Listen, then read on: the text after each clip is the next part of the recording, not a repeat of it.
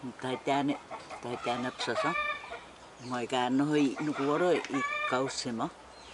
Haitana business I kausema.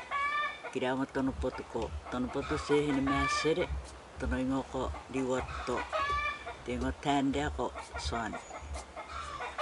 Kira nohi kausema ka haitera business. Ya tangata nukuoro ka haira teuka tinga ka kawe. Ka tandea. Hakawaira teu koro apsasa. Tandea kawa ting koro apsasa mo te kau nukuoro rea. Ai.